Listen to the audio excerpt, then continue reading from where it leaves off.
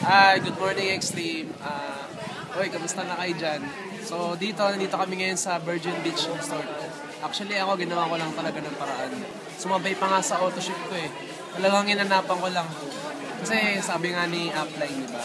Sabi nila, hindi porket elite na ako, parang acte na. Parang syempre, sundin ko pa rin sila. So sabi nila, may mga matututunan naman ako dito. Parang nagpa-mindset pa rin ako sa iba. Kasi para sa akin din naman to eh.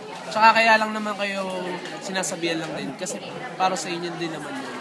So dito guys, sobrang dami ko natutunan, sobrang daming realization. Yung mga ideas ng mga mentors, sobrang dami ko natutunan.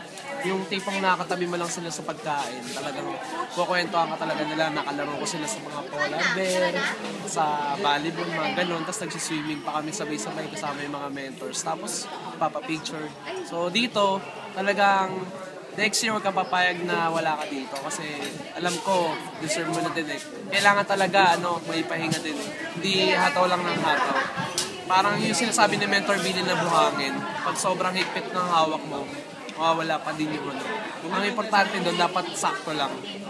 Dapat, nagpapahinga pa din, recharge, kasi syempre nalolobat ka pa din. So, kailangan mo talagang makipag-bonding. So, ayun lang. So, hopefully, see you next year. Dito ulit sa Elite Escapade. So, extreme.